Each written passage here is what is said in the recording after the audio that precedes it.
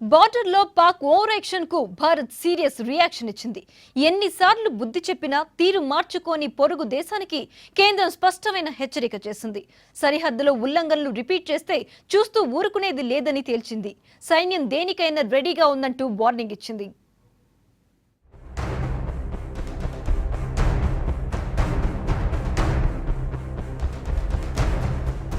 సహనాన్ని అలుసుగా తీసుకుంటూ సరిహద్దు ఉల్లంఘనలకు తెగపడుతున్న పాకిస్తాన్ వైఖరిపై కేంద్రం సీరియస్ గా ఉంది. ఫ్లాగ్ మీటింగ్లు నిర్వహించినా పదే పదే ఉల్లంఘనలు వద్దని చెబుతున్నా చెవికి ఎక్కించుకొని పాక్ సైన్యంపై ఆగ్రహం వ్యక్తం చేసింది.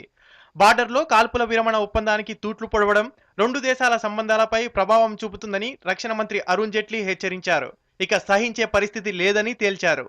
बार बार पाकिस्तान इंटरनेशनल बॉर्डर पे और एलओसी पे तनाव को बढ़ाने का प्रयास कर रहा है। पाकिस्तान को यह समझ लेना चाहिए कि इस प्रकार के आचरण से दोनों देशों के संबंध सुधरने में वो स्वयं रुकावटें पैदा कर रहा है। Let everybody be assured that our armed forces, our paramilitary forces are fully ready and they are responding to each of these provocations that Pakistan is making. Pak తీరుపై కేంద్ర హోంమంత్రి రాజ్నాథ్ సింగ్ అసహనం వ్యక్తం చేశారు.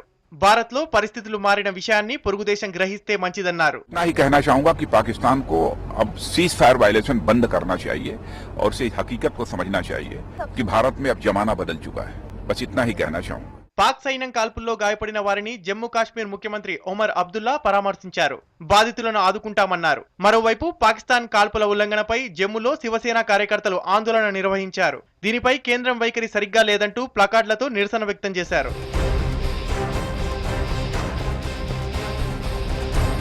కాల్పుల ఉల్లంఘనతో పాటు సరిహద్దుల్లో పాక్ సైన్యం వైఖరి కూడా తీవ్ర వివాదాస్పదమవుతుంది.